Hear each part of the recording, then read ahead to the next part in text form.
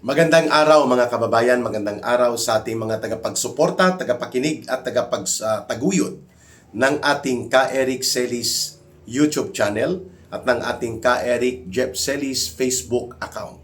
Maraming salamat sa patuloy na paglago at paglawak ng ating viewers at ng ating subscribers na rin po. Close to 89,000 na ang ating subscribers sa ating Ka Eric Celis YouTube channel. And of course, maganda rin po ang ating pag-pick up sa partnership natin with Ma'am Lorraine Marie Badoy sa programang Bigwas ng Agila.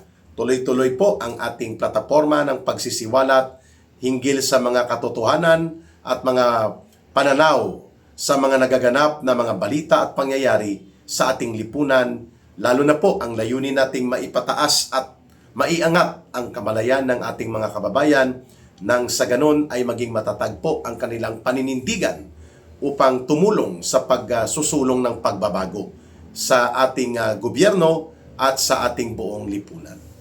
Sa oras na ito ay bibigyan po natin ng pananaw ang balita hinggil po sa pag-identify isa-isa ni Vice President Sara Duterte sa iba't ibang mga grupo na nagsama-sama at ginagamit nila Marcos at Romualdez para dito sa binaluktot at alam naman to natin marumi na laro sa politika gamit ang impeachment process.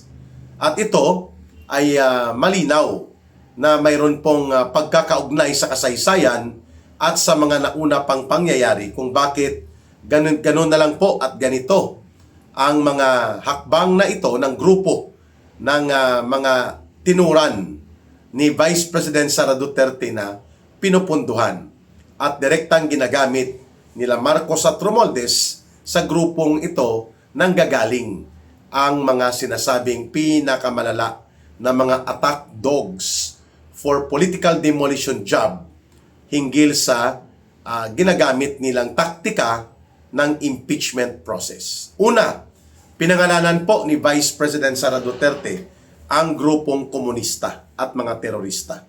Ito po ay binubuo ng kanilang mga party list operators and urban operatives ng CPP, NPA, NDF na nag-ooperate sa loob ng Kongreso sa pamamagitan ng kanilang party list groups. Itong nagpapakilalang Makabayan Bloc, pero mas gustong tawagin ito ng ating mga mamamayan na Kamatayan Bloc. Ang nandyan po ngayon sa loob ng Kongreso na representante ito ng komunistang teroristang grupo ng CPP, NPA, NDF ay ang grupo ng Gabriela NPA Lover Party List. Tagapag-recruit ito ng kababaihan at kabataan para sumama sa CPP, NPA, NDF. Itong Gabriela NPA Lovers Party List. Ang isa, ito yung Kabataan NPA Recruiter Party List. Na dati yung si Sara Ilago na operatiba ng CPP, NPA, NDF sa kabataan ay dahil lagpas na sa edad 30 na ilipat siya ngayon bilang representante ng Gabriela dito sa CPP, NPA, NDF, Gabriela NPA Lover Party List. Sa kabataan party na recruiter ng NPA din, ng komunistang teroristang grupo, ang tinukoy dyan ay si Rene Co. At ang kanilang boss chief sa loob ng Kongreso sa kanilang kolektiba dyan ay si Antonio Tinio, si Tonchi Tinio ng Alliance of Communist Teachers. Yang mga grupong ito ay pare-pareho pong bahagi ng Kamatayan Bloc Party List ng CPP, NPA, NDF. Binanggit ni Vice President Sara Duterte ang grupong ito sapagkat matindi po ang kanilang galit at pagkatakot na rin sa isang uri ng Duterte brand of leadership sapagkat dinurog at nilabanan ni Vice President Sara Duterte at ng kanyang ama na si former President Rodrigo Duterte ang mga grupong ito na pasimuno ngayon ng impeachment operations na binaluktot at minamaniobra upang ang laro sa political demolition job nila Marcos at Romualdez laban sa mga Duterte ay magtuloy-tuloy. So dinurog po ang CPP, NPA, NDF, pinutol ang mga pundo nila, in-expose sila ng tudo-tudo at nilabanan sila. Hindi lamang po ni President Duterte, kundi pati ang kanyang anak na nagbuo din ng counterpart program sa Davao City, yung tinatawag na Peace 911, which is a local and regional initiative of the Davao City local government sa pamumuno ni then Mayor pa siya, Sara Duterte. Ito po ay complementary and parallel support sa National Task Force to End Local Communist Armed Conflict. At ang Davao Region, including Davao City during that time, ay isa sa may pinakamalaki at pinakamalawak na affectation ng infiltration in activities ng communist terrorist organizations ng CPP, NPA, NDF. Kaya naman head-on, binangga ito ng mag-amang Duterte at dinurog ang almost kalahati ng buong puwersa sa buong bansa ng CPP, NPA, NDF na nandyan po sa paligid ng Davao Region ay napuksa, lumayas at eventually ay nalugmok po ang communist terrorism sa Mindanao dahil dito sa programang Peace 911 at National Task Force to End Local Communist Armed Conflict. Now, alam na po natin kung bakit ganon na lamang ang pagkagalit, ang pagkamuhi at pagpapakatuta nitong CPP, NPA, NDF, urban operatives nila, lalo na ang kanilang mga party list groups, na wag manatili bilang top contender or front runner to the presidency in 2028 elections, si Vice President Sara Duterte, dahil takot na takot sila na may kalalagyan silang muli at lubusan silang mawawala sa mundong ibabaw itong communist terrorist organizations na ito. Kaya sila ay todo atake na sobra pa sa naglalaway-laway na mga pitbull at bulldog ni Marcos at Romualdez. Pinupunduhan, binibigyan ng hundreds of millions ng pondo to billions of pesos gamit po ang ating government resources. Pinoprotektahan sila na kahit sentensyado at convicted na sa Regional Trial Court, itong sila Franz Castro at sila Sator Ocampo na mga aktibong operatiba ng CPP, NPA, NDF, hindi pa rin nakakulong dahil pinayagan silang magpiyansa habang nakaapila ang kanilang kaso. At ang mga pundo na ginagamit nila sa pag-recover at pag-recruit nanggaling mismo sa gobyerno, facilitated by Marcos and Romualdez. Kaya naman po, binulgar ito ni Vice President Sara Duterte. Ang pangalawang grupo, maliban sa CPP, NPA, NDF, na siya din pong mayroong malalim na sakit ng loob at mga paghihiganti laban sa mga Duterte, itong grupo ng mga hilaw na komunista sa alyansa nila ng mga yellow and pink na mga oportunista na grupo. Meaning to say, grupo ito ni Risa Hontiveros, ni Boy Ngiwi doon sa loob ng Kongreso, at nila Boy Tartar, no, ang BFF ni Hontiveros na si Ronald Lamas, and then ang grupo nila Trillanes at Dilima na yellow and pink zombies. So ang hilaw na mga komunista na grupo ng Akbayan, not Anakbayan. Anakbayan is a front organization of the CPP, NPA, NDF. Anakbayan po yun na ginagamit para mag-recruit ng kabataan at sila ay ma-convert into the CPP, NPA, NDF, Communist Terrorist Organization. Anakbayan yon. Ang Akbayan, grupo ito ng mga hilaw na komunista, mga malasado at kinilaw na komunista, sapagkat wala silang direktang NPA group, wala silang armado na grupo, subalit sumasakay sila sa mga pag-atake sa gobyerno dahil gusto din po nilang pabagsakin ang gobyerno eventually at sila din ang uupo sa kapangyarihan. The closest ally nitong mga hilaw, malasado at kinilaw na komunistang grupo ng Akbayan nila Hontiveros ay ang grupo ng yellow and pink na mga oportunista na politiko kagaya nila Trillanes at nila Dilima. Ang motivation nila, dinurog din po ito ng Duterte government ang ganitong uri ng bulok na mga politiko at mga oportunistang nakikinabang sa sistema kung saan ang lumang politika ay nakikipagsabwatan doon sa mga nagwawasak ng ating lipunan at pati sa mga drug lords at sindikato. Kaya po, naging 8 inidoro yan. Ocho Diretso Inodoro, ang grupo na yan nung panahon ng 2019 elections. At nung 2022 elections, si Risa Hontiveros lang ang nag-survive, mga kababayan, sa pagkasenador. So, itong grupo ng mga hilaw na komunistang malasado at kinilaw at itong mga oportunistang yellow and pink zombies, nagsama-sama din ito upang makinabang kagaya ng mga komunistang terorista na CPP, NPA, NDF. They have a common agenda, and that is to totally destroy and to significantly paralyze and eventually eliminate whatever semblance that remains to the political influence of the Duterte brand of leadership sa ating politika sa Pilipinas. Upang mawala ang ano pa mang mga natitira pang significant, no, or makabuluhan na latag ng impluensya sa politika ng ating bansa, na mayroon ang isang uri ng Duterte brand of leadership, ay kailangang maparalyze ito. Kailangang lumpuin ito at sirain at eventually ay mawala sa Pilipinas, dahil takot na takot din itong hilaw at malasado na kinilaw na komunistang grupo at mga zumbis ng yellow and pink na grupo kagaya ng CPP, NPA, NDF, dahil hindi sila makaporma at hindi makapagpalusot ng diskarte nila kung ang nakaupo sa kapangyarihan ng gobyerno ay isang Duterte brand of leadership. Ayan. Mga kababayan, ang pangatlo na pwersa po dito na ginamit ay ang Evil Society Forces.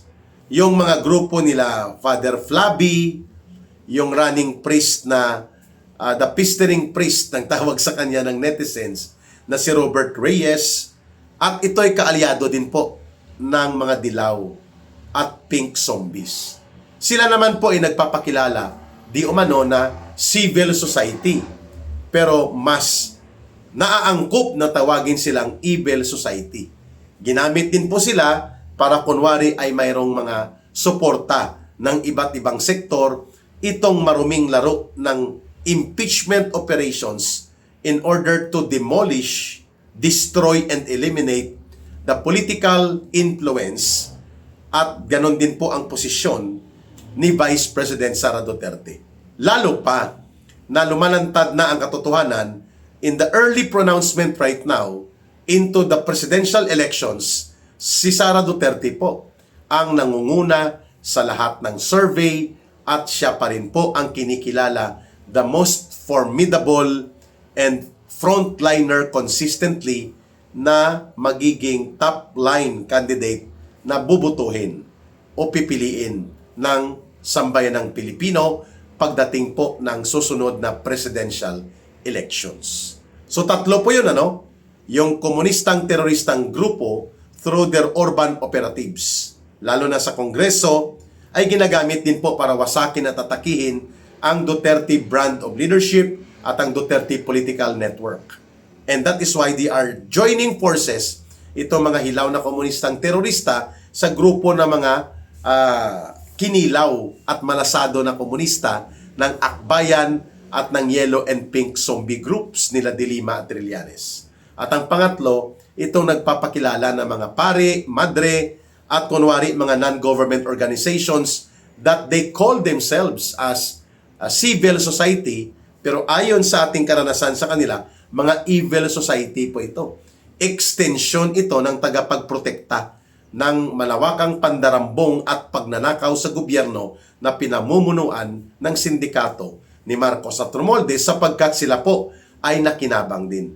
Itong grupong ito ay nagkaroon din po ng mga suporta at benepisyo at proteksyon mula kay Marcos at Romualdez, basta ang atakihin lang nila ay ang Duterte political group. Iyan. So malinaw po ang pagkakalatag na ito ng mga iba't ibang alyansa na binuo nila Marcos at Romualdez upang pagtulungan at dumugin si Vice President Sara Duterte. May gawa-gawang kwento ng Mary Grace Piatos at pag-abuso sa confidential fund, bagamat ito ay dinurog na ng makailang ulit sa unmodified report coming from the Commission on Audit or COA. Hindi pa rin sila tumitigil. Ginagamit pa rin nila ito sa dirty and black propaganda. Ngayon, ill-gotten wealth na naman at kung ano-anong kasinungalingan na ang SALN daw o Statement of Assets, Liabilities, and Net Worth ni Vice President Sara Duterte hindi tumutugma sa kanyang pagpasok sa pagiging Vice President. Wala naman silang ipakita na mga signifikante na pagbabago at ito ay kanilang inilalabas para lamang busisiin. Kunwari, ang ill-gotten wealth o unexplained wealth na mayroon ang mga Duterte, which alam natin mahihirapan silang palabasin ang gusto nilang mga gimmick na ito sapagkat hindi ganon ang buhay at ang karanasan ng mga Duterte na nagpapayaman sila sa politika. Wala nga silang negosyong hinahawakan at ang kanilang pamumuhay ay lantad naman na modest lifestyle sila. Simple lang, no mga kababayan. At ang isa pang ginamit ngayon, itong Madriaga chismis, na ang author nito pala, itinuturo dito sila Dilima. At mukhang ito ay bahagi ng script na ginawa din noon nila Sunny Boy the Big Joke Trillanes doon sa Bicoy the Picoy story 1 and 2 na ginamit nila para i-black propaganda si former President Rodrigo Duterte na effect, no? Hindi nag-epekto at ito ay bumalik at nagbumirang pa kina Trillanes. Walang pinagkaiba po itong kwento na ilalabas nila tungkol dito sa isang arrested allegedly as a criminal operator ng kidnap for ransom na nakakulong dyan sa loob ng bikutan sa Camp Bagong Diwa sa Taguig, no? Itong si Ramil Madriaga. Katunog pa naman ang Ramil ng Junel Ramil. So si Lola Laila Dilima po ay itinuturo na isa sa mga pasimuno nito sa pagbubuo ng mga affidavit ni alias Ramel na noon ay katunog din sa mga nasasangkot at naugnay kay Dilima doon sa alleged drug trafficking sa loob ng bilibid prisons at mga sindikato ng droga sa pangalang Junel. So, kitang-kita kung sino po ang mga nai-involve dito. Alam din po natin ang motibo nila ay political demolition job. It's not about accountability and the fight against corruption. Kung mayroon man. Kasi kung totoo yan, na patungkol ito sa pananagutan at paglaban sa korupsyon, edi sana inuna nilang ibulgar at labanan ang 1.4 trillion pesos na malawakang pandarambong at sistematikong pangungurakot na pinamunuan ng sindikato nila Marcos at Romualdez. Subalit, tameme, bulag at bingi po ang mga grupong itong nagkukunwari na si Vice President Sara Duterte ang korap kaya dapat siyang ma-impeach, mga kababayan. Nabulgar ang kanilang pagiging ipokrito at ang kanilang pagiging mga attack dogs rather than being advocates for against corruption. Okay? Ang isa pang grupo, itong kay Luistro. Ito naman ang mga sip-sip na miyembro ng Alipore sa sindikatong nakinabang sa pagnanakaw sa kaban ng bayan as being pinpointed by witnesses. So itong si Luistro, itinuturo ito na pati ang kaso ng kanyang asawa na nasasangkot sa non-bailable serious crime of rape ay itinago niya. Hindi niya isinurrender, hindi niya isinuko at naggumawa ng mga maniobra sa koneksyon sa legal na mga mundo ng mga galawan sa pagiging diskarte sa pagiging abogado. So instead na sundin ang majesty of the law, ako nga inciting to sedition lang, gawa-gawang kwento pa, nagsurrender ako at nagpiyansa. Itong kay Luistro, nagpapakilala po na kunwari ay crusader sa Committee on Justice, yun pala, tagapagtaguyod at tagapagtabon doon sa karumal-dumal na ina-allege na krimen sa kanyang asawa, rape. At sabi niya, hindi ko tinatanggi, tinago ko siya kasi I have to step back. No? Step back para maghanap ng pang-ariglo. Di kulukoy. Ganyan po ang mga iba't ibang mga uri ng grupo at personalidad na nabubunyag ngayon. Sila ang pinupunduhan at ginagamit ni Marcos para doon sa impeachment demolition job laban kay Vice President Sara Duterte. So hindi tayo nagtataka or hindi tayo magugulat na isang araw na lang sa susunod na mga linggo ay iakyat nila at ipapalusot sa Kongreso, sa House of Representatives, itong binaluktot na naman nila at paulit-ulit na diskarte ng demolition attack against the Vice President using and abusing the impeachment process. At pag-akyat sa Senado, dahil may numero sila sa House of Representatives, nakaantay na doon ang special agents ng Malacanang para magmaniobra sa Senado kapag nagkaroon na ng transmittal of the articles of impeachment ay sisimulan na ang pag-convene muli ng Senado bilang impeachment court or the Senate Impeachment Court. At nandun na sila Tito Soto, sila Ping Lacson at ang mga Bendalo Tulfo type na nagsisilbi naman na special agent ni Marcos at nila Romualdez sa Senado. Kaya kailangan po nating maging matatag, kailangan nating palawakin ang ating pag-iisip na ang lahat ng ito ay ang layunin kapangyarihan. Marcos and Romualdez do not want to give up power. They want to stay in power, control and abuse authority and power of the government sapagkat takot na takot sila na umangat at pumasok bilang Pangulo ng Republika ng Pilipinas ang isang Sara Duterte dahil may pananagutan at may kalalagyan sila. And that is exactly what they are doing right now habang kaya pa nilang imaniobra at nagbabakasakali sila na makukuha nilang 16 votes of conviction against the Vice President sa taong ito sa Senado ay minamaniobra nila ngayon. Kaya naman napabayaan na ni Marcos ang kanyang obligasyon, well, kailan ba naman niya ito inasikaso? Ang pagkalugmok ng ekonomiya, ang nanganganib na buhay at kabuhayan ng ating mga kababayan na nagtatrabaho sa Middle East, ang pagkalugmok ng supply ng langis at ang pagsirit pataas ng mga presyo ng produktong petrolyo at ng epekto nito sa buong ekonomiya, wala nada si Marcos. Pero dito sa impeachment attack laban kay Vice President Sara Duterte, todo larga. Nakakahiya, nakakasuklam ang ganitong uri ng kabulukan nila. Pero may katapusan ito. Nagbabantay, nagmamatyag at alam ng taong bayan ang mga pangyayaring ito. Kaya huwag tayong mawala ng pag-asa. Tuloy tayo sa pagpukaw ng ating mga kababayan hanggang ang pagbabago ay maabot natin at pagreforma sa ating gobyerno. At matatapos na natin ang sindikato ng gobyerno ni Marcos at Romualdez na nagpapahirap sa buong sambayanang Pilipino.